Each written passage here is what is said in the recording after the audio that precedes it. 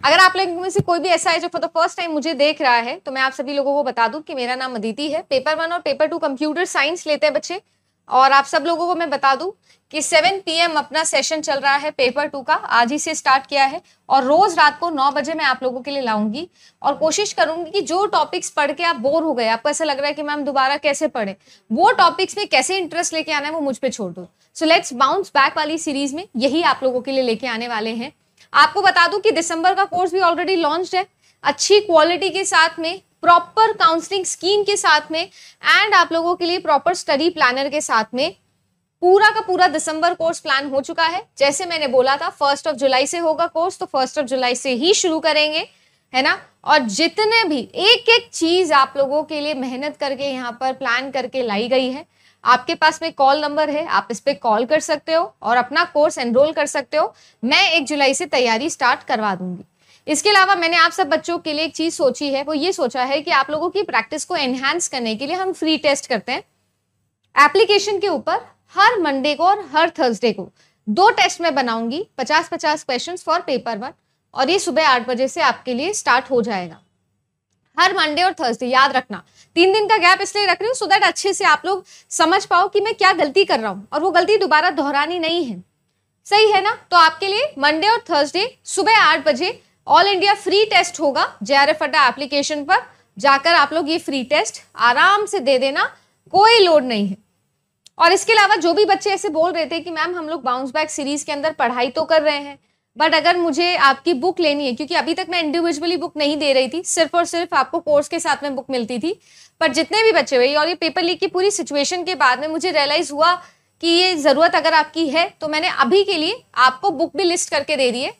तो आपकी चाहे पेपर 1 की हो या पेपर 2 की हो, आप इस तरीके से जो बुक है अकेले बुक भी जाके खरीद सकते हो, है ना। तो JRF अड्डा एप्लीकेशन पे मिल जाएगी, पेपर 1 की भी मिल जाएगी और पेपर 1 प्लस पेपर 2। सबसे पहली टाइप की फैलेसी हम निकाल रहे हैं 4 टर्म की फैलेसी। जैसे कि आप लोग यहाँ पर देख पा रहे होंगे, फैलेसी जो है वो आप लोगों के फर्स्ट वाली कौन सी है, 4 टर्म्स वाली। देखो कैट लिखा है ना, डॉग लिखा है और फिर आप लोगों ने और भी 4 पंचायती कर दी है, ठीक है जी। तो यहाँ पर चंपायती नहीं चलेगी, ठीक है। पंचायती 5 लोगों के साथ में होती है, 4 टर्म्स के साथ में चंपायती होती है, तो किसी भी प्रकार की चंपायती जो है वो नहीं चलेगी। सही है, याद रखेंगे। ये तो फैलेसी ऑफ 4 टर्म मैंने पढ़ा दी है, इसका तो कोई लेना देना है ही नहीं। आगे चलते हैं नेक्स्ट टाइप की फैलेसी। आपकी जो मिडिल टर्म है, वो मिडिल टर्म किसी ना किसी एक प्रेमाइस के अंदर, एक प्रेमाइस के अंदर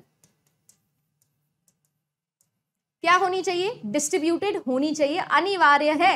अगर नहीं होगी तो मेरी कोई जिम्मेदारी नहीं है, आपका जो टर्म है उसके अंदर फैलेसी आ रही है। जैसे कि नोटिस करिएगा यहाँ पर सैल्मोन क्या है, ये सैल्मोन है, ये सैल्मोन भैया वाले सैल्मोन नहीं, ये अच्छा सही वाला सैल्मोन है, असली वाला। तो ये क्या है, ये आप लोगों का हो गया माइनर टर्म, ये आप लोगों का हो गया मेजर टर्म। निकालना आ गया था, minor term major term conclusion से निकालते हैं। अगर मैं यहाँ पर बात करूँ आप सभी लोगों के लिए, तो मुझे बताएंगे कि ये जो है आप लोगों का मेजर प्रेमाइस है, ये जो है ये आप लोगों का माइनर प्रेमाइस है, चलेगा। अगर मुझे यहाँ पर आप लोगों से पूछना हो कि दोनों में मिडिल टर्म कौन सी है, तो मैम देखो गोला करते हो, फिश, फिश जो है वो मिडिल टर्म है, फिश जो है वो मिडिल टर्म है। और मिडिल टर्म जो है वो आपको देखनी है कि दोनों में से किसी ना किसी एक प्रेमाइस के अंदर डिस्ट्रीब्यूटेड होनी चाहिए। तो आप देखिएगा कि यहाँ पर ऑल लिखा है शार्क्स के आगे और यहाँ पर भी लिखा है ऑल सैल्मोन के आगे, बट यहाँ पर फिश के आगे कुछ भी ऐसा नहीं लिखा है। तो ये शार्क और ये सैल्मोन, ये तो दोनों के दोनों डिस्ट्रीब्यूटेड हो गए, क्योंकि ऑल भैया आ गए थे इनके पास में जान बचाने। ये फिश की जान किसी ने नहीं बचाई, यानी कि यहाँ पर जो आपकी टाइप ऑफ फैलेसी हो रही है वो अनडिस्ट्रीब्यूटेड मिडिल फैलेसी हो रही है। नेक्स्ट आप लोगों की आती है इलिसिट। अगेन ये तो बहुत ही प्यारी है, एकदम ही उल्लू टाइप्स की फैलेसी है, ये बहुत ही प्यारी टाइप की फैलेसी है। देखो कैसे है प्यारी, अभी हम लोग बात करते हैं। ये जो इलिसिट होता है ना, ये इलिसिट बात करता है किसके ऊपर, सबसे पहली बात तो याद रखना है ये माइनर और मेजर दोनों के ऊपर बात करता है। और ये जो इलिसिट है ना, ये क्या खेलता है, इसने बचपन में एक गेम सीखा था मैचिंग मैचिंग, आप सभी लोगों ने भी खेला होगा मैचिंग मैचिंग। कि अगर मैं फर्स्ट वाले स्टेटमेंट में ध्यान से देखेगा लिख रही हूँ all horses are animals, some dogs are not horses, some dogs are not animals. तो मुझे सबसे पहले तो ये बताइएगा कि ये जो डॉग है क्या ये मेरा माइनर टर्म हो जाएगा, क्या ये जो एनिमल है ये मेरा मेजर टर्म हो जाएगा, सही है।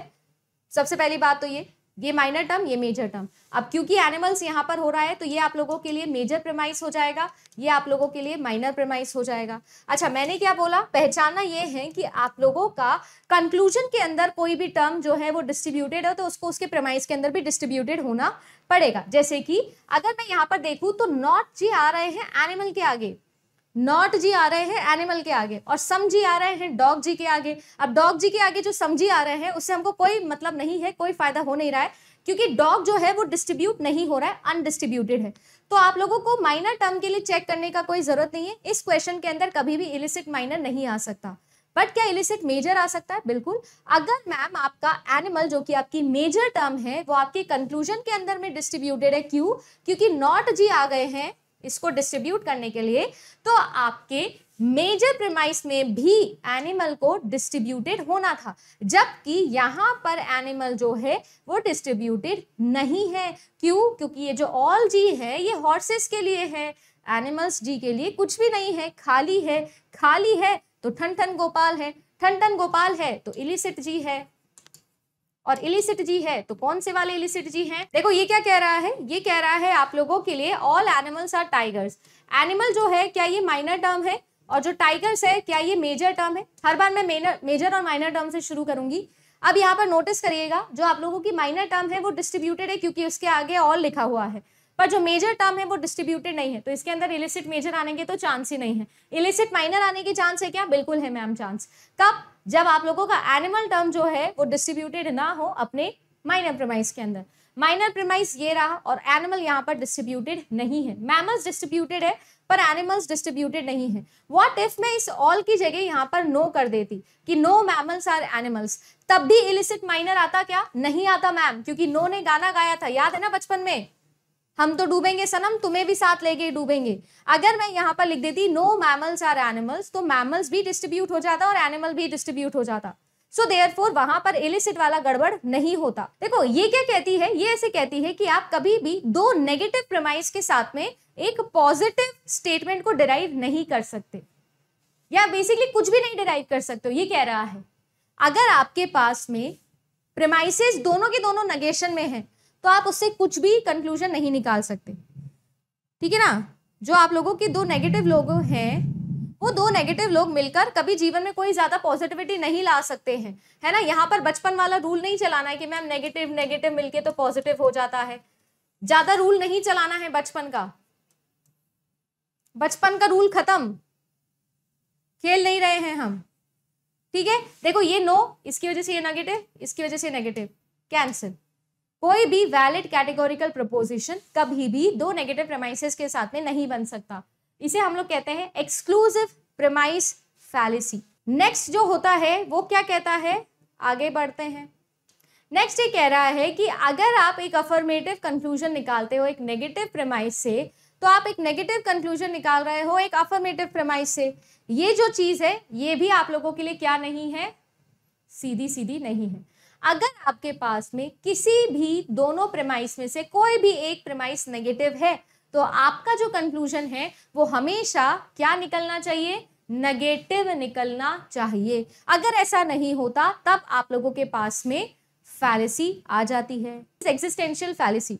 एग्जिस्टेंशियल फैलेसी जो है वो एग्जिस्टेंशियल क्राइसिस की जैसी है। यहाँ पर अगर आप नोटिस करिएगा तो आपके पास में दो क्या थे, यूनिवर्सल प्रीमाइसेस थे, है ना जी। और दो यूनिवर्सल प्रीमाइस से आपने एक पर्टिकुलर केस को जनरलाइज किया है। क्या ये कभी पॉसिबल है? एग्जिस्टेंशियल क्राइसिस है ऑल के लिए, आप दो यूनिवर्सल प्रीमाइसेस से कभी भी एक पर्टिकुलर प्रीमाइस को नहीं निकाल सकते, कंक्लूजन को नहीं निकाल सकते। अगर ऐसा होता है तो एग्जिस्टेंशियल फैलेसी आ जाती है।